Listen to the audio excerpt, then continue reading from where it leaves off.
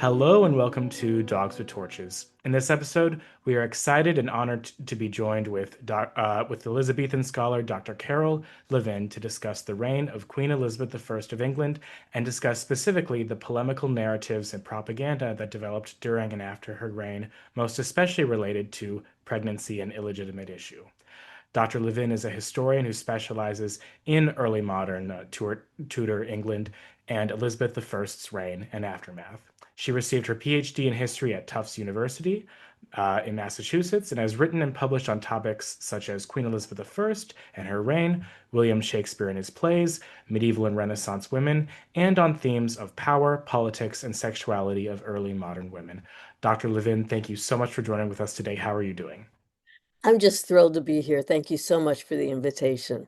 Absolutely. We're very excited to have you on. And before we discuss, all that we're going to discuss, maybe tell us a little bit more about yourself and, what are some projects you might be working on?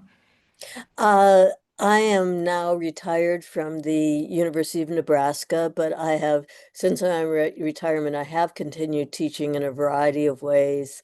I teach what are called OLLI classes, which are adult ed courses at the University of Nebraska. This fall and spring, I will be co-teaching a graduate seminar at the Newberry Library for dissertation students. It'll be the second time I'm doing it at the Newberry. I have also done it twice at the Folger Shakespeare Library, and I'll also be teaching an adult ed course on Queen Elizabeth at the Newberry Library as well. That's in Chicago. So it's really fun to keep teaching, and I'm doing a lot of both scholarly and creative projects. So, uh, a book that is going to be out later this fall is called Creatively Expanding the Pre-Modern Historical and Literary Afterlives. It will be published by Routledge, and I co-authored it. I put together a team with three other women who are quite remarkable. Marguerite Tassi, Julia Griffin, and I'm especially excited that part of my team is Christine Stewart, who is an award-winning poet, but she was also actually my student 20 years ago at the University of Nebraska when she was doing her PhD in creative writing, and for her Women and Gender Studies certificate, took my graduate seminar in Saints, Witches, and Mad Women. So the book has 11 chapters that have creative work, but then also lengthy introductions with scholarly apparatus about the work, and also ideas about how these projects can be used in classes and how classes can encourage creative projects. Classes about the pre-modern can encourage creative projects, which I did a lot in my teaching. And I'm really, really excited about the book. I think it's a beautiful cover, and it will be coming out in paperback. So I'm thrilled about that. My other big project which I've worked on and off for a number of years, but I do a lot of creative work. And so there's a play, Elizabeth I in Her Own Words.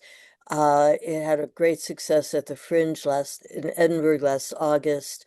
And my actor, Tamara Mangazzini, who's an amazing equity actor, uh, she and I decided after the Fringe to lengthen the play, so we've done a lot more work on it.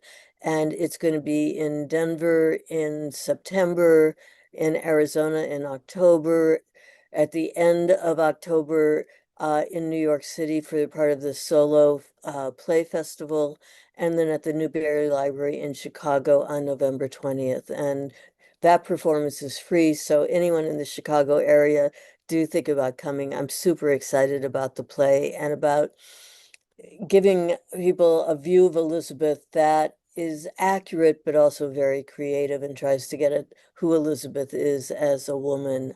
I will say that one other thing I'm working on is a co-authored book on uh, Anglo-Russian relations in the early modern period, and relations between Ivan IV and Elizabeth I, Russian czars, and James I, and especially four Russian boys who Boris Godunov sent to England in 1602 in an attempt to have them educated and returned to Russia to modernize Russia.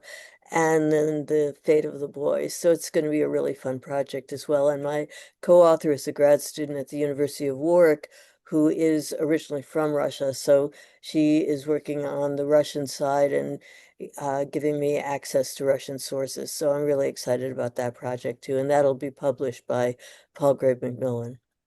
I'll be sure to link the play in the description of the video because I would love to see that as well.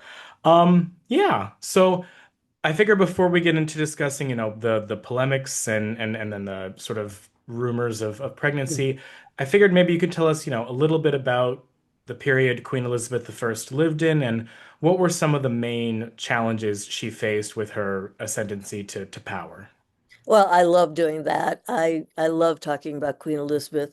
She was the daughter of Henry VIII and his second wife, Anne Boleyn. And Henry, of course, was the second Tudor monarch. His father, Henry VII, had defeated Richard III at Bothworth Field. So the Tudors really did not have a lot of, they were a new dynasty. And so Henry felt very, very strongly the need for a male heir.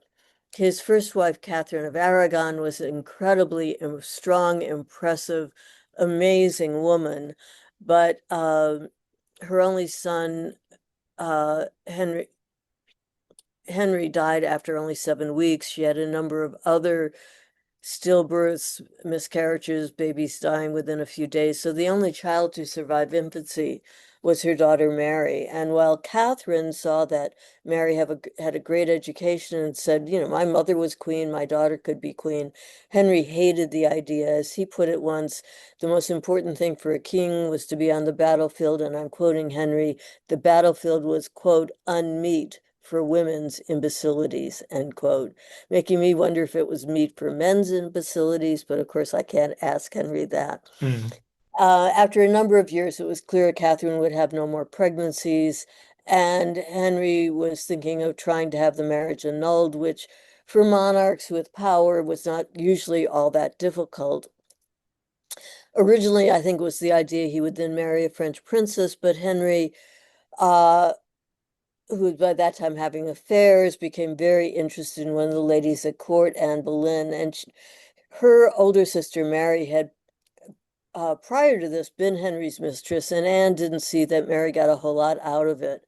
And so Anne's thought was if he's going to have his marriage annulled, why doesn't he marry me? And so she really refused to become his mistress, but made it very clear she would love to be his wife. And this went on for a number of years because Catherine, by this time, was the aunt of Charles V, who was ruler of Spain and Holy Roman Emperor, so a man with great power. And Catherine refused to accept that her marriage to Henry was invalid, that she'd been living in sin with her. She had been previously married to Henry's older brother, Arthur. Hmm. And it says in the Bible, if you marry your dead brother's wife, you'll be childless. Henry felt like having a daughter was as good as being childless. They'd gotten a dispensation from the Pope. He wanted a new dispensation, but Catherine was writing to her son, her nephew saying no, no, no. And so Charles was putting pressure on Pope Clement VII, just as Henry was. And so Clement kept trying to postpone, come up with other alternatives. And this went on for years. And then finally, after the death of William Warham, who was the Archbishop of Canterbury, who was a huge Catherine supporter, uh, Henry asked that the new archbishop be Thomas Cranmer, who had been in the Boleyn household, and the Pope, wanting to do anything else to keep Henry happy, agreed that Cranmer would be archbishop. However, Anne, looking around and seeing what was happening, decided a little more pressure would help, and she became Henry's mistress. And Henry very much did not want uh, the birth of Anne's, he was convinced, son to be an illegitimate child. He already had one illegitimate son. So he put more and more pressure, and Parliament said this realm of England is an empire, and neither Pope nor Emperor can tell its king or its kingdom what to do. And Henry broke with the Catholic Church and the Archbishop of Canterbury, as the highest churchman in the realm, declared the marriage of Henry null and void. He married the pregnant Anne, who had a coronation. He even had all the birth announcements written out. He was so sure it would be a boy. And then, of course, on September 7th, 1533, his second daughter, Elizabeth, was born. He didn't bother to redo the birth announcements. You just see the little extra S's crammed into them, which is pretty funny to see. Uh, Anne unfortunately had a miscarriage in 1535. She had a much more serious one in January of 1536. And Henry became very angry about this. He was very interested in another lady at court, Jane Seymour. And so he came to believe, as he put it, that he'd been seduced into the marriage with Anne by witchcraft.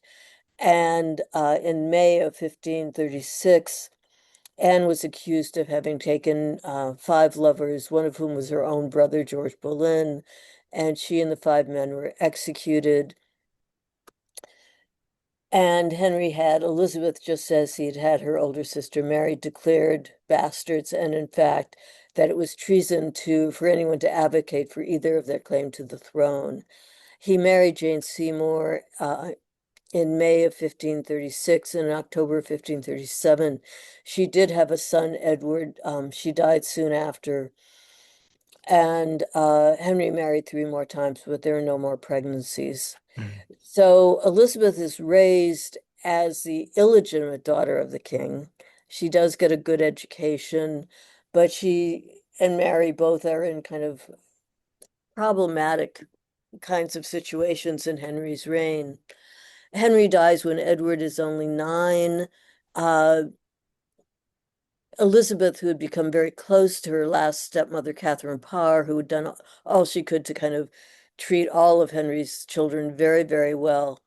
After Edward became king, she went to live with the Dowager Queen in Chelsea. But Catherine, who'd already been widowed 3 times, very soon after Henry's death, secretly married Thomas Seymour, who had been Jane Seymour's brother. Thomas's older brother, Edward, became Duke of Somerset and Lord Protector. Thomas was Lord Admiral, and now living in the household. And he began to tease and treat Elizabeth in pretty problematic ways, coming into her bedroom before she was dressed, tickling her, spanking her. Pretty unpleasant for a man in his mid-30s to a girl who's only about 14. Mhm. And eventually, Catherine Parr, when she finally became pregnant in her fourth marriage, told Elizabeth it would be best if she left the Chelsea household and established her own household, which the young Elizabeth did. Catherine died in childbirth, and Thomas Seymour, he was Lord Admiral, but he was um, allying himself with pirates. He was coining false money. He was angry that his older brother was the Lord Protector. He had this idea that he would kidnap young Edward, and that, of course, failed. But there was all this pressure he also had that he should marry Elizabeth, who by this time was 15. Elizabeth refused the idea. She knew that if she were to marry without the council's consent, it would destroy her place in the succession. And Henry VIII had left a last will, which hadn't was also supported by an act of parliament, that he did not declare either of his daughters legitimate, but he said if Edward died without heirs, the next ruler would be Mary. If she died without heirs, the next ruler would be Elizabeth. So Elizabeth did not want to lose her place in the succession. And then rumors started spreading that she was pregnant with Thomas Seymour. She was extremely upset about this. And we have an amazing letter that she wrote to the Lord Protector asking that she be allowed to come to court so she could, quote, show herself as she was, so everyone could see she was not pregnant. Uh, Somerset did not allow it. She then wrote him another letter saying he should send out word throughout the country that she was not pregnant. Uh, Thomas Seymour, after his attempt to kidnap his nephew, was put in the Tower, as was Catherine Ashley, her governess, who, in her terror, told all about what had gone on between Seymour and Elizabeth when Elizabeth was living at Chelsea. Somerset had his brother executed. So that was a she was only 15, scary time for her. Somerset sent Sir Robert Tyrwhitt down to Hatfield to talk with her and examine her, and they kept saying, if you'll only confess, everything will be okay. And she absolutely refused to confess. She did everything she could to get her governess, Catherine Ashley, released from the Tower. Elizabeth had great loyalty to the people she was close to. And eventually the rumors died down. Things became very difficult for her. However, her brother died before he turned 16 in July of, so her father died in 1547, her brother in 1553. The man who had replaced and had Somerset executed, John Dudley, attempted to upset the succession. And after Elizabeth, the descendants of Henry's younger sister, Mary, were the next heirs, and Mary's granddaughter was Lady Jane Grey. Uh, Dudley, the Duke of Northumberland, had arranged a marriage between Jane and his youngest son, Guilford. And then, whether it was Edward's idea or Northumberland's idea, Edward did a new will excluding both his sisters in honor of Jane. He was not of age to do a will. The will did not have the power of Parliament behind it. Uh, Northumberland thought the best thing would be to get both Mary and Elizabeth under lock and key. Elizabeth had just tried to go to court to see her ill brother and been turned away, but then gets a letter, as does Mary, saying, supposedly from Edward, saying, I'm dying. I want to die in my sister's arms. Actually, Edward had died and it was being kept secret. Probably Elizabeth suspected something was wrong. She may have heard from William Cecil, who was at court and already had a close relationship with her, to not come, but sent back word she was too ill herself to travel. Mary immediately started toward court, but the council was very upset. Northumberland had left to try to defeat Mary and her forces, and uh, Northumberland's army just melted away, and after only 9 days, Mary was declared queen.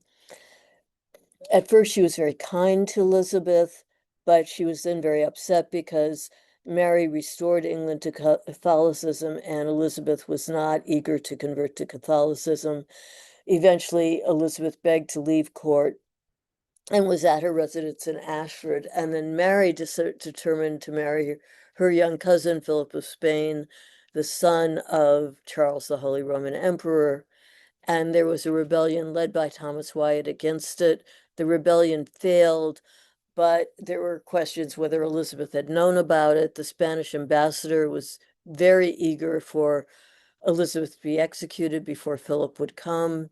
And Elizabeth was forcibly brought from Ashridge to court, where she was examined for over a month. And then Mary agreed she would send Elizabeth to the Tower. Elizabeth was only 20 years old. This was terrifying for her. They came in, told her that she had to leave immediately so they could catch the tide to take her to the Tower that night. She said, I am the sister of a queen, the daughter of a king. Let me write. And she wrote this amazing letter known as the Tide Letter to Mary, reminding Mary that when she had left court, Elizabeth had begged her to promise that if she heard anything against her, she would bring Elizabeth into her presence. And Mary had promised. Elizabeth reminded her of that. It was an amazing letter, especially written in such stress. And Elizabeth even had this wisdom. She'd written on one side, turned it over, written on half of the other side, finished it. She then took her pen and kept drawing lines for the rest of the letter so nobody could forge anything. It was really smart of her. Despite the promise, Mary refused, and the next day she was taken to the Tower, and she really thought she would die as her mother did in the Tower. After a couple of months, Mary agreed that Sir Henry Bedingfield would take Elizabeth to Woodstock, where she would be kept under house arrest.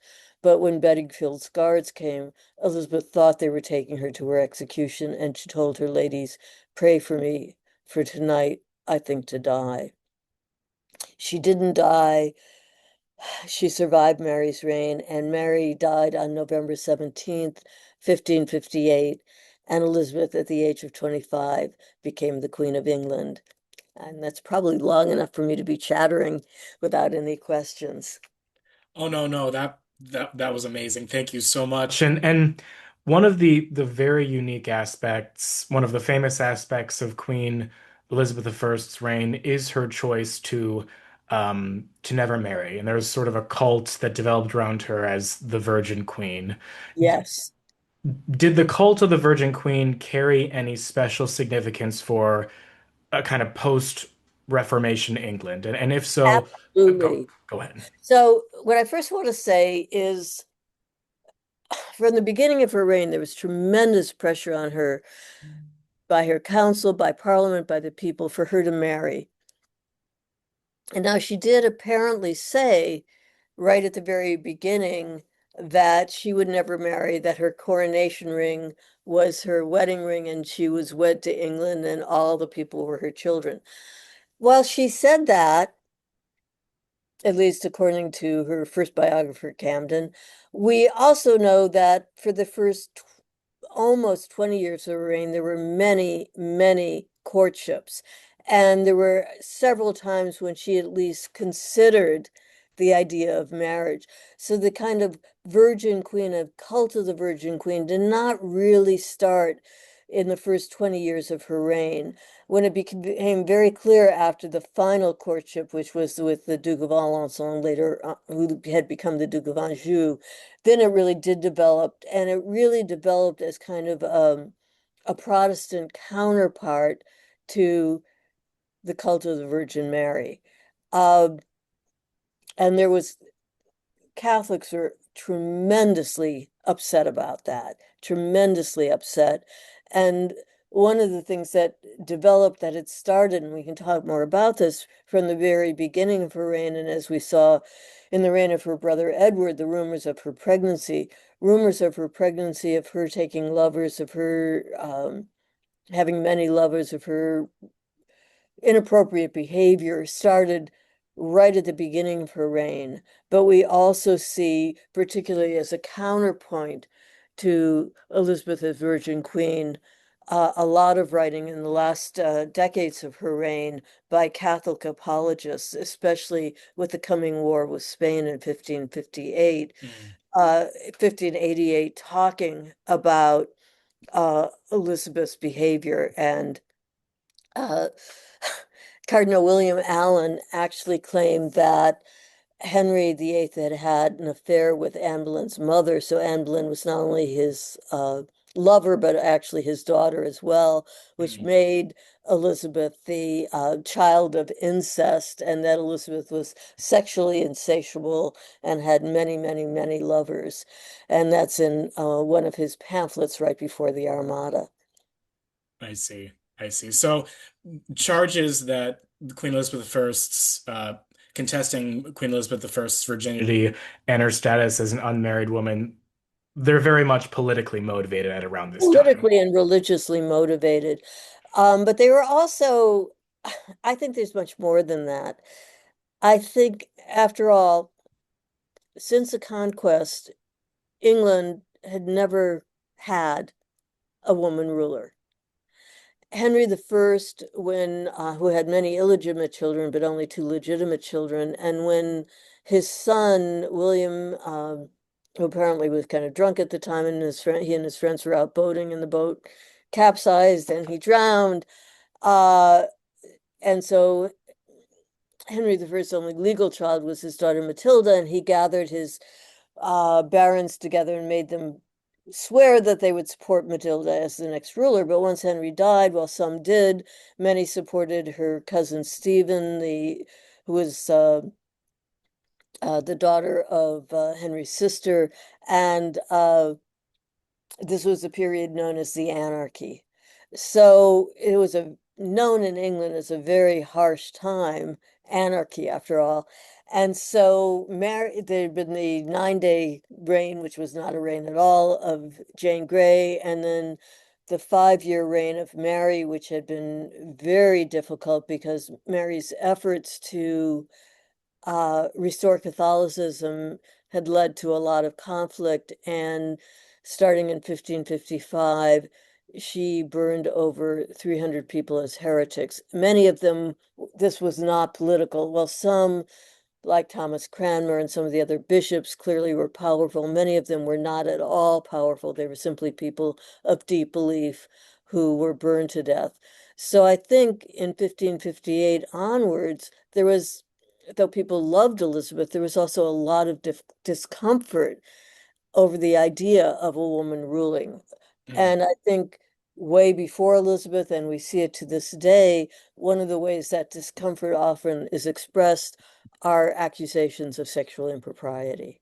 And so Right. we see that right from the beginning of Elizabeth's reign.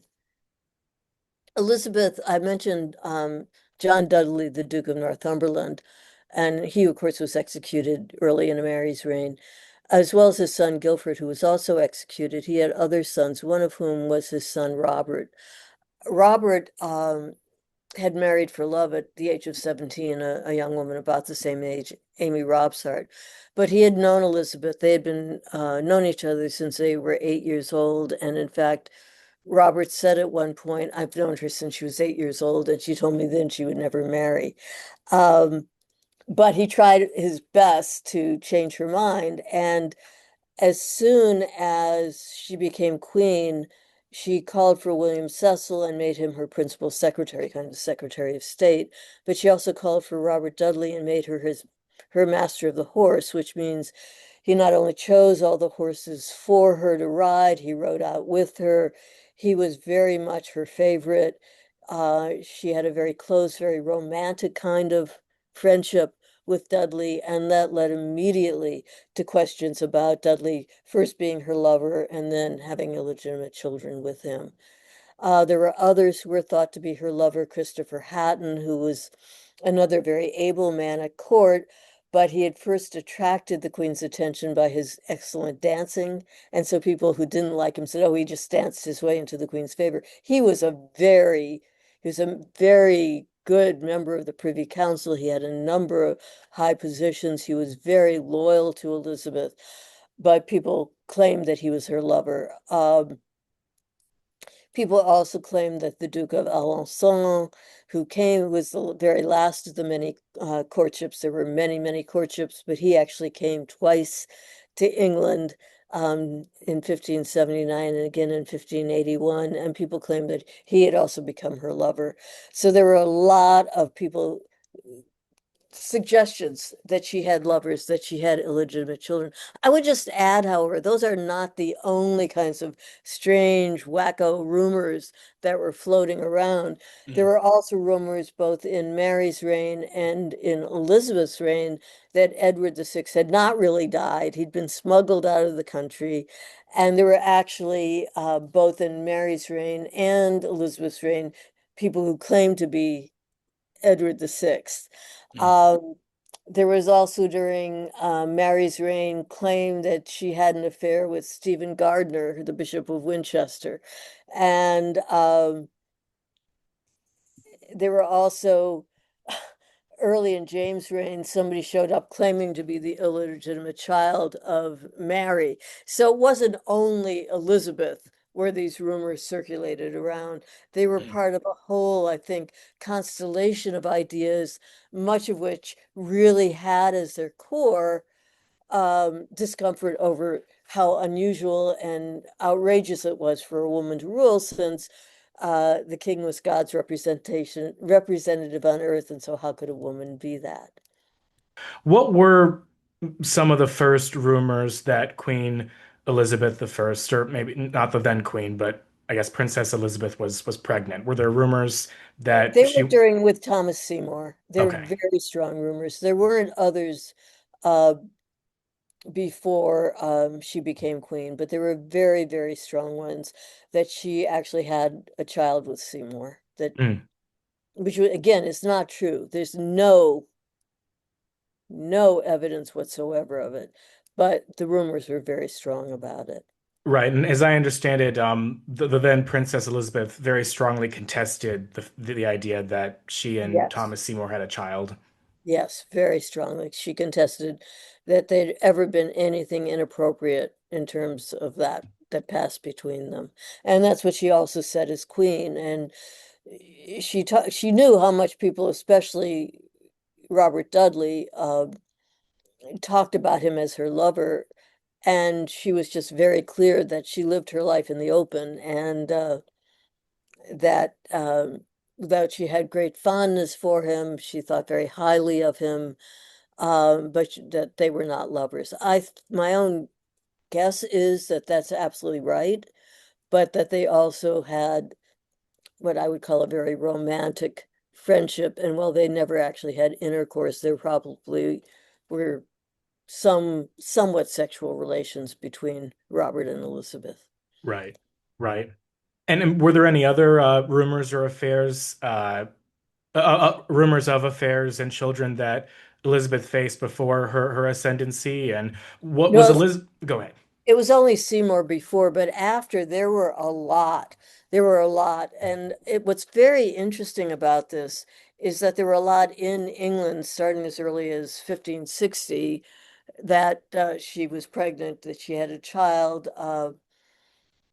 I think it was 1583, this man said, Elizabeth loved to go out on progress during the summer months. It was kind of her summer holiday, and she would take many members of her court, and it was a huge honor when she'd go visit the aristocrats, but it was also kind of breaking the bank for them when she would come and visit. But Henry Hawkins says she never goeth on progress but to be delivered, and that she had 5 children with Dudley.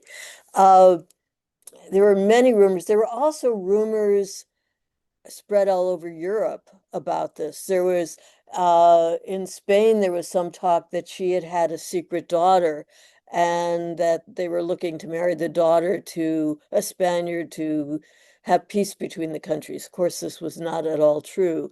Mary Stuart, who was a cousin of Elizabeth, she was the granddaughter of Henry VIII's older sister, Margaret, and she became uh, Queen of Scotland when she was a small infant, and then Henry VIII had really wanted to have her taken over to England and raised to marry Edward. And her mother, Mary of Guise, was so upset at that when Mary was only about 5, she sent her to be raised at the French court and to marry. That the plan was she'd marry the oldest son of the King of France, the Dauphin. Mm, And eventually, Mary did marry the Dauphin and was briefly queen consort of France before her young husband's death. But Mary said terrible things about Elizabeth. And in fact, there was a huge, huge rumor and scandal in 1560 because, as I say, Robert had been married to Amy Robsart, and Amy was living in the country and Robert was at court. And of course, that was seen as a big scandal in itself. mm, And he, in fact, had not seen Amy for over a year before her death. But on September 8th, which was actually the day after Elizabeth's birthday, Amy was living at Cumnor House, and in her part of the house, she had sent everybody away. There was a fair going on, and she told them all to go and enjoy the fair.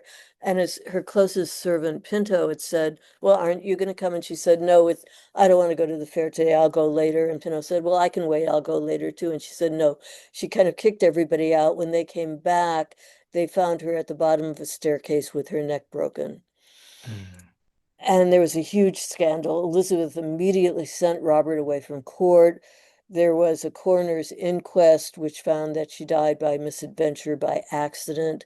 Um, some scholars suggest that she threw herself down the stairs and that was her way of committing suicide. It's a very chancy way, but I will add, though it didn't work for her, Princess Diana was so unhappy in her marriage to Prince Charles, she threw herself down a set of stairs trying to commit suicide too. But a number of people said that Dudley had had Amy Robsart murdered. And in fact, Mary Stuart, who was then the Queen Consort of France, actually said publicly uh, Elizabeth's um, horseman, not calling him master of the horse, has murdered his wife to make room in his bed for Elizabeth. Um, Once the coroner's inquest happened, Elizabeth had Robert come back to court, and he tried very, very hard for a number of years to get her to agree to marry him. But as she put it, she wanted one mistress and no master. And Right. she, as close as they were, and as furious as she was after more than, oh, it was close to 20 years of trying to get her to marry him when he finally secretly married the widow of the Earl of Essex. She Mm. was outraged about it. It was like, I'm not going to marry you, but you shouldn't be married to anyone else. And Christopher Hatton actually never married, in part to keep Elizabeth pleased. If I may ask, what were some of the so we've spoken, of course, about alleged affairs and alleged, intercourse, but what about the rumors specifically of pregnancy that circulated during her reign? And were any of these popularized or entertained by rulers outside of England, like by Catholic rulers? Well, as I said, there was talk in in the court of Philip II that she had a illegitimate daughter, Jane. It's really interesting the kind of rumors that spread in ambassadors' letters, both to ambassadors who were in England writing home, and also some of the things that people said at court, which were then repeated and got back to England. And some of them were, yes, she had lovers, she had illegitimate children, but then there were other who, one foreigner wrote that Elizabeth couldn't have children because she was unlike other women, and she had her period from bleeding from her thigh, which is totally wacko. But clearly, the interest in Elizabeth, I mean, some of the ambassadors actually bribed the women of her bedchamber to find out when she was having periods.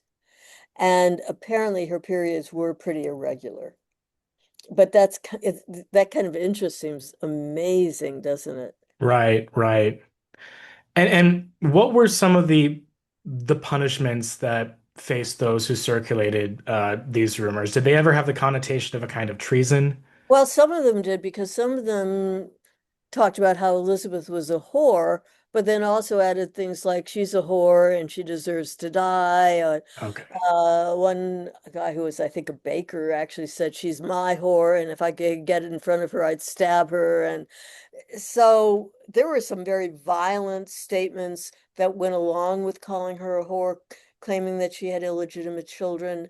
And in those cases, people were punished. Often they were put in the stocks, which was pretty uncomfortable, and of course made the person in the stocks helpless because people could often pelt them not only with rotten eggs, but sometimes even with rocks. Mm, Um, some people were imprisoned for it.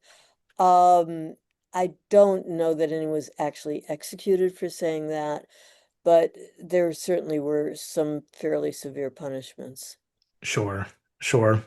And during or more likely shortly after her reign, were there any persons who explicitly identified themselves as Queen Elizabeth's issue? I think you mentioned one or two There before. were two, and they're both during her reign, and then there's various interesting ideas after her reign.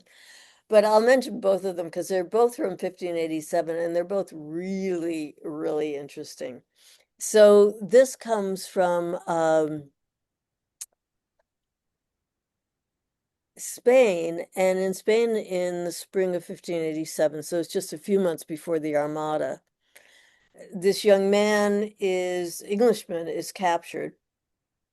He was on a ship and somehow lost his shipmates, whatever. And he said his name was Arthur Dudley, that he'd been raised in this household, but the man who had raised him on his deathbed said, I have to tell you, you're not actually my son. You are the son of Robert Dudley and the Queen, and you were given to me to raise. Arthur Dudley claimed he went to court, didn't see Elizabeth, but saw various other people, didn't feel like he was treated very well, according to his claim, so that he had headed out to Spain to see if he could help out Philip. Um, the man at Philip's court who kind of dealt with English issues at first thought this may well be true, that he really is the son. Then people started, "No, I don't know about that." But we do have a kind of a chilling letter from Philip saying, keep him very close until we can make sure. And then that's the last word on poor Arthur Dudley. Sure. So my assumption is he was in prison and died, either was killed or just died in prison, but we have no more word about him. Uh, there is a novel about him, which we can talk about at some point. But before we do, I also want to talk about Miles Fry. And Miles Fry wrote a letter to William Cecil in 1587, begging for help and explaining the reason he deserved all this help was that even though he had been called Miles Fry and raised as Miles Fry in the Fry household, actually, again, he was the son of Elizabeth, but in a very interesting way, not just the son of Elizabeth, but the son of God. What a power couple, God and Queen Elizabeth. And so he talked about how he was even more important than Christ, who was this kind of, well, he was the son of God, but I'm the son of God and the queen. Woohoo! And more important than the angel Gabriel. But with all his importance, he was in terrible straits and wanted help from William Cecil, and he signed the letter, which again makes no sense whatsoever, Emmanuel Plantagenet. And of course, the Plantagenets were the royal house before the Tudors, but they would have nothing to do with either God or Queen Elizabeth. So I don't know Hmm. where he got that idea. Cecil thought the guy was just completely crazy, and I think that was probably, in fact, the case. And I think he was just sent home to his family, and we don't know what happened to him after that. But he was not punished for it. But I thought that was kind of amazing. Hey, look at who my parents are. Right, right. Oh, very over the top. Well, And I mean, I suppose on the subject of over the top, were there any religious societies or groups that supported these claims of issue or pregnancy? And did they circulate any kind of propaganda regarding their There legitimacy? was a lot, both in Elizabeth's reign, as I mentioned, and in the reign of James and the Stuarts, which talked about Elizabeth's terrible behavior. And these were all Catholic propagandists, and how she had all these lovers, and lovers not only from men in England, but from men all over the world were her lovers, and illegitimate children. Um, I do want to mention Robin Maxwell's novel, which is about Arthur Dudley as the son of Elizabeth. And she writes that, Arthur Dudley was indeed the son. And one of the proofs, which is, of course, pretty funny, is again, this is all Catholic propaganda, and it started in the reign of Elizabeth in terms of people saying really horrific things about Anne Boleyn. And one of the things they said was that, and it's kind of like, it shows what a monster she was, that she had a sixth finger. Right, right. This is not true. There is no evidence whatsoever about this. These were first commented several decades after Anne's death, and the Spanish ambassador during the reign of Henry, who hated Anne, would certainly have mentioned it if it were true. It's not true at all. But in the novel, when Elizabeth meets Arthur, she knows that it's her son because, like her mother, Arthur has a sixth finger. Oh, But what bothered me most about the novel, I mean, people can write novels and fine, whatever, but she includes a afterward where she talks about how, in fact, there is real evidence that Arthur Dudley was Elizabeth's son. And she said that he was born in 1561 and that Elizabeth's progress on started in June and went all the way to October. And this was true of many of her progresses, and that with stand-ins and very loose clothes and lost time, that Elizabeth, in fact, as Henry Hawkins had argued, went on progress to be delivered, and that the 1561 progress was a very, very long one, and that there was lots of time where we had no idea where Elizabeth was or what she was doing. And Mm. that's published as truth. In fact, it's not true at all. The progress didn't start till the middle of July. It ended in mid-September, and we know where Elizabeth was the whole time. Mm. Elizabeth didn't go on progress with just a few people. She went with many members of her court. She kept meeting with the members of her Privy Council. Ambassadors came to visit her at the different palaces where she was staying. We have descriptions of her riding into town after town and what the towns would do to celebrate that the Queen was coming. We know council meetings were very important because there were several crises that year. One was Jane Grey's younger sister, Catherine, had secretly married the son of the Lord Protector, the Duke of Somerset. It was secret. The son, Edward Seymour, had gone to France, but then Catherine was pregnant, and then she confided they were married, but Seymour had left the marriage document with her, the certificate, and the marriage had been secretly arranged by his sister Jane, who had found the minister, and neither Catherine or Edward knew the name of the minister, and Jane was dead by that time. And Catherine, who clearly the brains in the Grey family had all been her older sister Jane, had misplaced forever the marriage certificate. So there was a question was, and Elizabeth was saying, oh, they're not legally married. He has seduced a member of the royal house. They were both in the Tower. They had Hmm. a baby. And so this was talked about a lot, what was to be done about that. Also, Mary Stuart's husband, the King of France, after a few months had died, she had gone back to Scotland to rule there.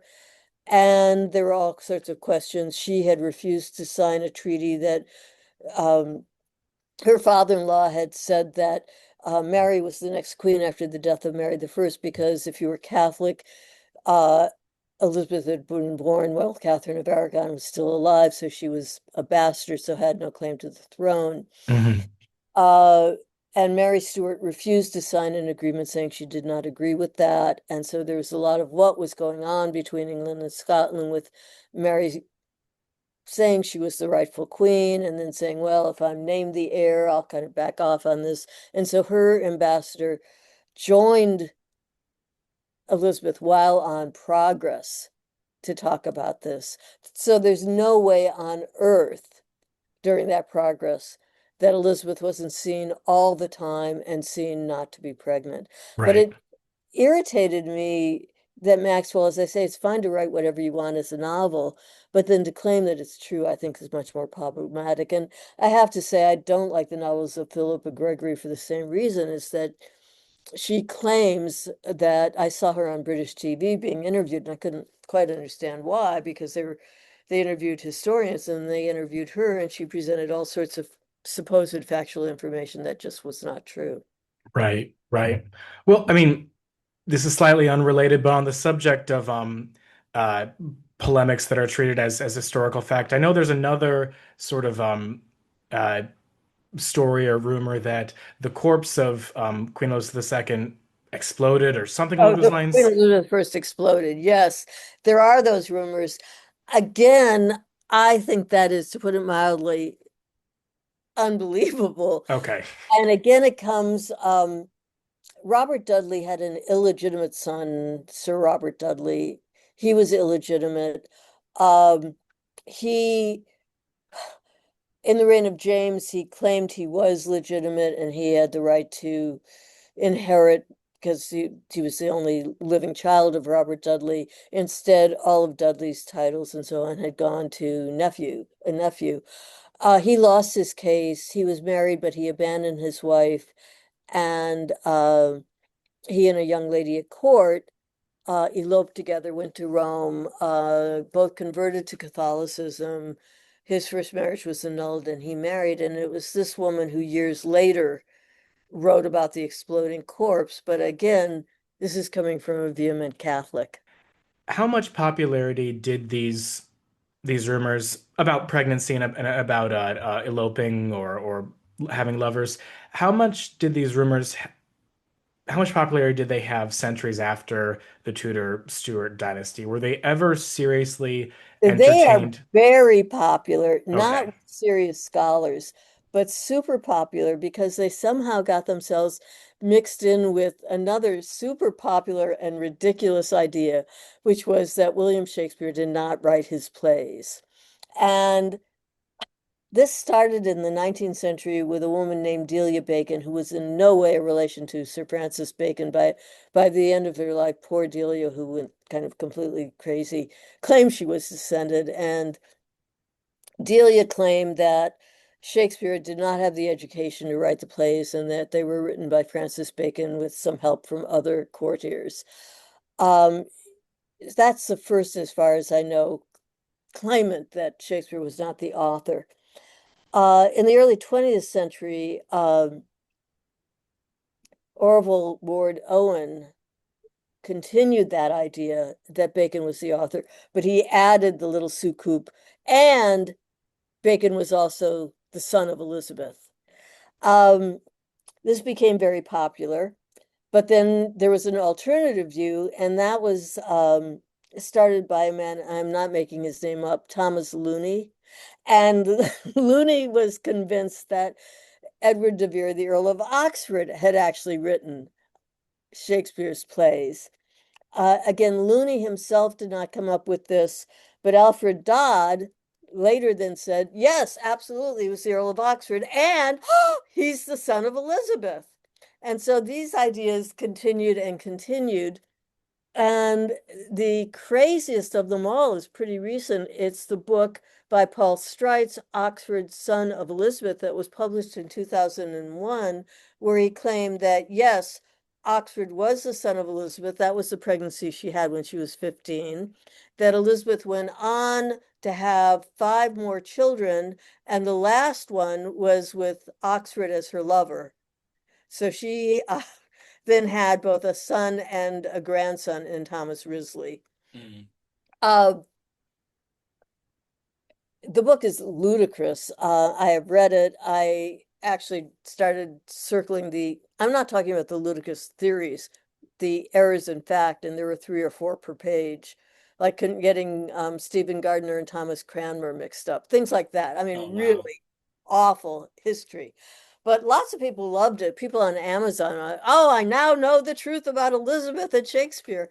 And then, of course, about a decade ago, there was the film Anonymous, which is based on Streit's book, claiming that Elizabeth had many lovers. Oxford was her first son. He was also her lover, and he wrote all of Shakespeare's plays.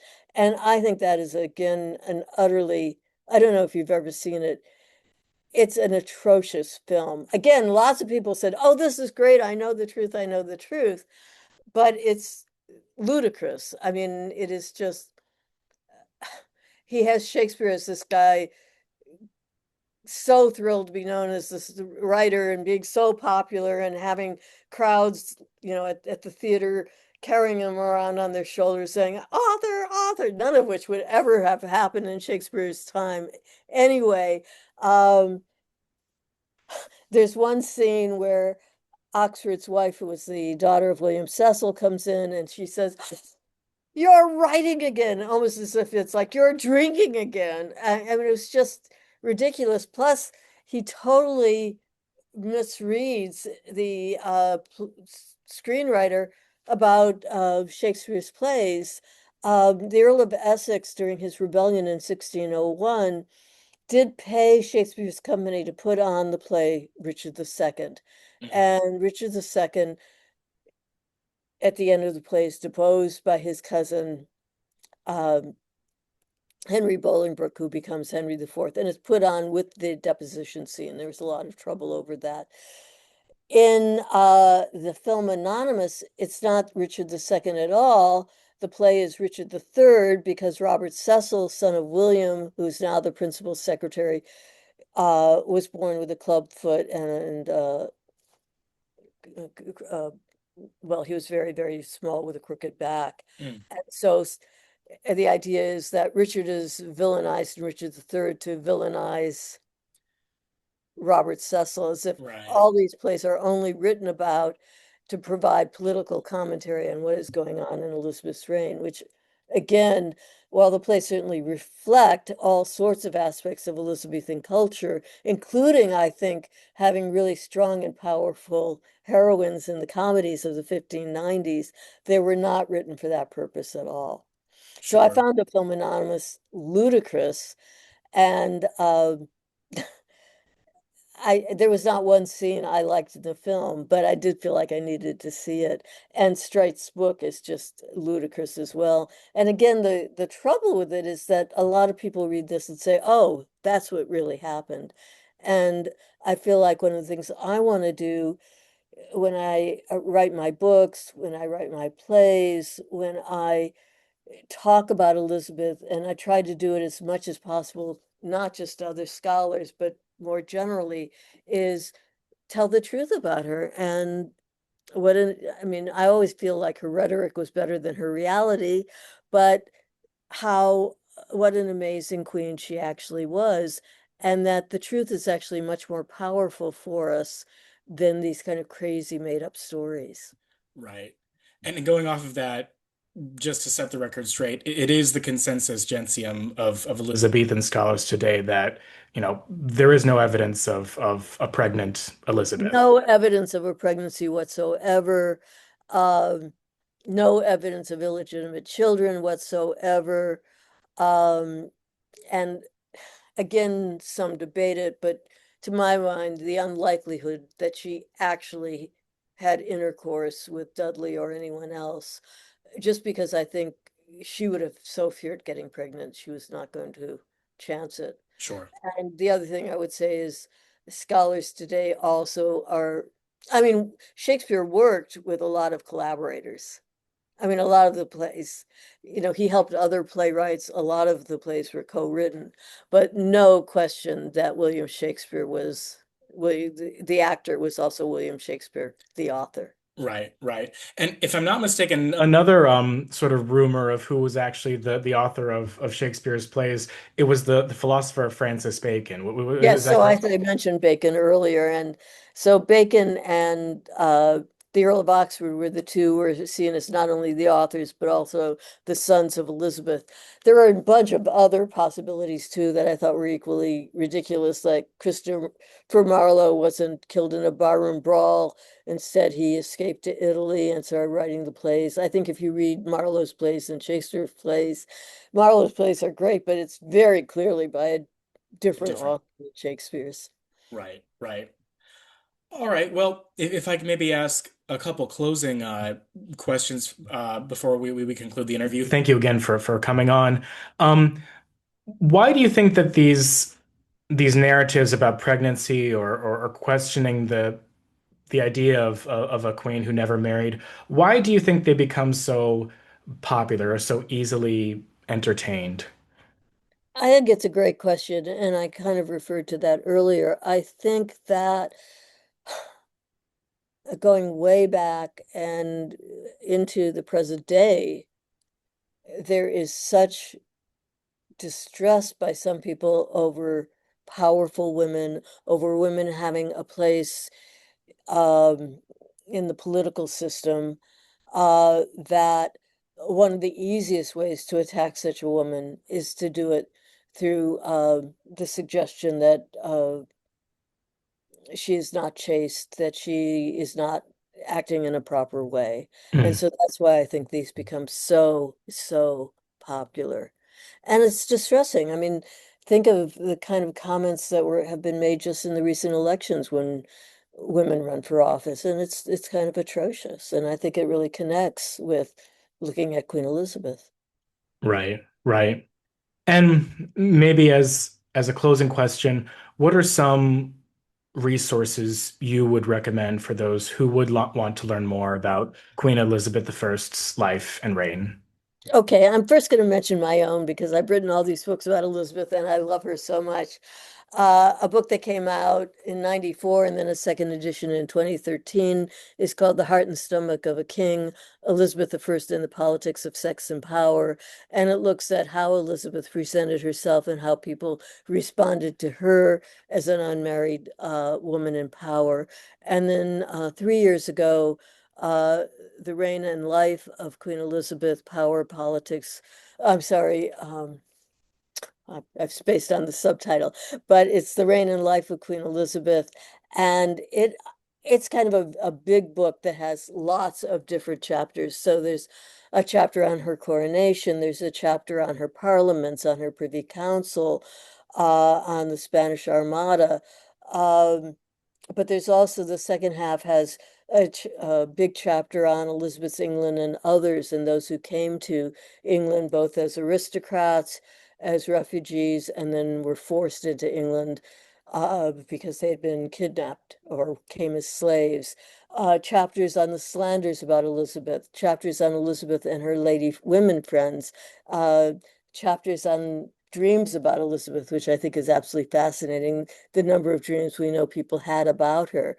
And then the final chapter is on Elizabeth's pleasures, the thing that she and things she enjoyed because she worked very hard as queen, but she loved to exercise, she loved to dance, she liked to play cards, she loved receiving gifts. So I thought it'd be fun to have a chapter on that as well. So it's The Life and Reign of Queen Elizabeth. It's published by Palgrave Macmillan. The Heart and Stomach of the King is published by the University of Pennsylvania Press. I also think the work of Susan Doran, and her book on Elizabeth's Circle is really wonderful. So I hope people read more about her and think about her because she was an amazing woman. And I also hope, and I know I'll send you a list and you can pass it out, but I hope if people are going to be in Denver or Chicago or New York, that they come to see the play about Elizabeth too. Absolutely, absolutely. Well, Dr. Levin, thank you so much for coming on. It's been a pleasure. It's been my great pleasure as well. Thank you so much for having me.